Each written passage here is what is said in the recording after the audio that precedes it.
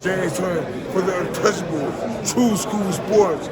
Let's go, baby. Bow! Be careful what you wish for because it can become a reality. Yeah. The untouchable True School Sports Empire proudly presents something the boxing game's missing. Hey, what's going on? It's your boy BT, and I came here to talk some boxing with the thousands of True School Sports subscribers. All right, so one of the big stories of the week, and for me, it's a big story. I think this is a big story because I'm a big fan in boxing of fighters and redemption. Fighters, being at a certain place, being in a sunken place, and coming back to make something of themselves. I think we could all in life identify what a redemptive story is. So we had that this weekend. We had that this weekend on the undercard of Jake Paul Chavez. And it was an intriguing fight. On paper, to me, this was actually one of the more intriguing fights of the weekend because you had, two fighters. I would definitely say it's a crossroads fight. You had prospect and budding fringe contender, undefeated fringe contender coming in. The underdog, Avious Griffin, Avious Griffin, welterweight, part of the Terrence Crawford camp, has been pegged by Brian McIntyre, Terrence Crawford's esteemed trainer, to be the next kingpin of the welterweight division, right? He's had a interesting life, going to prison and doing a big bid in the slammer. Got out, coming from Chattanooga, Tennessee, reeled off a bunch of victories, and then actually in his last fight, he beat Jose Luis Sanchez, the very tough gatekeeper, and won a regional title. He was becoming a fringe contender. He became a fringe contender in the welterweight division, on the cusp of becoming a full-fledged contender in the welterweight division. Signed to Jake Paul, signed to MVP Promotions. He has come a long way in his life, right? So this was supposed to be for him a springboard to bigger and better things. And on the other side, you had a guy that was once a highly touted prospect, and I remember him very well. Hammer Hands, Julian Rodriguez. This is a guy in Julian Rodriguez coming to you guys live and direct from New Jersey. And if you want to be real specific, Hoboken, New Jersey, stand up. Julian Rodriguez was a guy that really and truthfully, I remember the first time I ever went to New York City, the first time I ever covered boxing in New York City was Terrence Crawford, Hank Lundy in 2016. And I vividly remember seeing him at Mendez Boxing Gym, at the media workouts. He was on the card. He was a guy that was a local ticket seller of sorts, and they had him on the card for that reason. He's a local guy. They had to fill the slots out with local guys. He was moving along pretty well for a while. He was a 2013 National Golden Gloves champion. And then he ultimately suffered a major setback in 2021 when Jose Pedraza actually wound up upsetting him and stopping him. And that was probably the last real good win of Jose Pedraza's career. So since then, Top Rank doesn't promote him anymore. They got rid of him. You know how boxing goes. You know how the game goes. So this is a crossroads fight where you have one guy who's ascending towards, being a player in the division. And then you have a guy that was once looked at to be a future world championship kind of a fighter and was pretty much thrown to the wayside by the powers that be in boxing. So it was a crossroads fight. It was a crossroads fight of the tallest order. In the build-up to the fight, and I know I'm being long-winded, guys, so stay with me. I'm trying to tell you the story of this fight before I get to the fight. Then you had, at the press conference, you had, Jake Paul shooting his mouth out to Julian Rodriguez, saying that he don't even know who he is. He's going to shoot Julian Rodriguez in the head, and this, that, and the third. Just real disrespectful stuff from Jake Paul against Julian Rodriguez, right? So it had the makings of a real good fight on paper and in the build-up, right? And let me tell you guys this. This fight did not fail to deliver.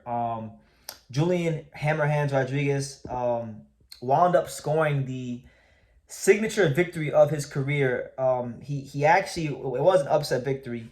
The odds, as I can see him right here on ProBoxingOdds.com, say that he closed at a plus 480, but he opened at a plus 520. So he was basically a 5-1 underdog. You could say 4.5, but he was like a 5-1 underdog. He was not supposed to win this fight.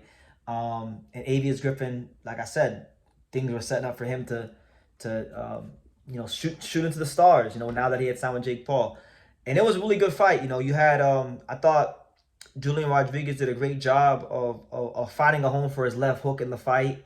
I thought he did a good job getting underneath the shots of Avious Griffin, because Avious Griffin is a very tall, very rangy fighter. Has a pretty good reach. He's pushing 6 feet tall, 6 foot welterweight. So when you got guys with that long, lanky frame and they know how to fight off of it a little bit, you know, that could be very troublesome for the smaller guy in the ring at times. But for Rodriguez, listen, Julian Rodriguez is very experienced. He's, like I said, former national Golden Gloves champion, has beat guys like Kenneth Sims in the amateurs. He's beaten guys like, you know, Blair Cobbs in the amateurs. He fought Jamel Herring. He fought Eric Slubin. He fought a lot of names. So he's been right there for a long time.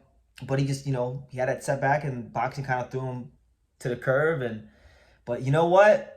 This is a redemptive story if I've ever seen one. Julian Rodriguez knocks out Avious Griffin in the 10th and final round with about 15 to 20 seconds left on the clock.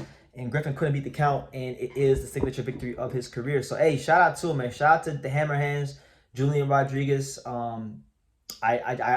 I remember very vividly, like, just seeing him at Mendez Boxing Gym at the media workouts when I covered Crawford versus Hank Lundy. And just remember at the time I was like, what, 21 maybe?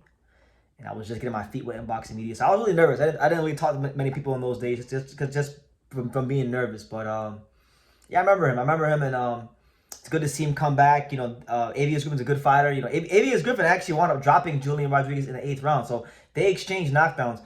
Rodriguez got dropped in the 8th, right? But then, you know, Rodriguez had the ultimate exclamation point in the 10th with the left hook. And that's what it was. Like, Griffin had a hard time defending the left hook early and often in the fight. And that was his undoing. So, like, all of a sudden, that's how quickly things can change in the sport of boxing, guys. You could be a fighter that, you know, isn't really getting a lot of shine, isn't really getting a lot of, you know, push, get thrown to the wayside. They bring you to the Lions, then to lose. And then you go in there and you show the world that, hey, you know, you got special stuff inside you. So shout out to Julian Rodriguez. He captures the WBC USA welterweight title. So it's a regional title. I don't know if he'll get ranked in the top 15, but he's definitely going to be ranked in the top 30 because I know Avious Griffin was ranked in the top 30 because I did a prospect review video about Avious Griffin a couple months ago. So, you know, I think there's a possibility that Julian Rodriguez has potentially emerged as a player in the welterweight division with this performance. He mentioned in an interview that I watched that he had options on the table with Most Valuable Promotions and TKO Boxing. So obviously there's going to be some big fights in his future. I think so. But good for him, man. You know, this, like I remember like 20 decorated amateur, was fighting on top ranked cards early and often in 2016, 2017, 2018, and then, you know, you lose that one fight in boxing and then boom, these promoters sometimes they don't care for the fighters like they should. It's a cold game, but he's picked himself up and he's shown the world that, hey, there is still a lot of value here. And when you look at the welterweight division, I mean, look, I've noted it many times. In the welterweight division, it's very wide open. There's not a whole lot of guys that you could clearly say are top guys right now. The division is kind of going through a stage where it's correcting itself. So it's very possible Julian Rodriguez winds up becoming a guy that could emerge in this weight class. And I mean, look, he's from New Jersey, right? So you look at some of the guys that are from the Northeast area in the welterweight division. Look at a guy like Rashidi Ellis who can't get fights right now, you know, with the big names. Maybe that becomes a fight. Rashidi Ellis versus Julian Rodriguez. If not him, you know, you got Boots, who's a big name, but, you know, Julian isn't really ranked that highly. But either way, look, Julian Rodriguez, he has experience. He knows how to box. He definitely knows how to punch. He's got heavy hands. I want to see him. I want to see him some more. He was one of those guys back in the day before he lost Pedraza. Well, I feel like, you know, I'd like to see him be stepped up a little earlier than before he fought Pedraza. But, you know, did it happen? For whatever the case may be, God had a plan. But, yeah, nonetheless, I think he at least becomes somebody that should be on the welterweight radar, that is going to get in that title picture a little bit more now with this win. And, you know, shout out to Avious Griffin. You know, he can come back better too. But, you know, he's going to have to correct some things in the gym. And honestly, I enjoyed watching the fight so much because I just watched it now. I wouldn't mind seeing him running back, so we'll see. But, yeah, Julian Rodriguez is back, and he scores an upset victory. Leave your comments down below. Make sure you guys take the time to subscribe. And like I say in every single one of these videos, you can love me or you can hate me, but I'm just giving Daniel. So until next time, take care, guys.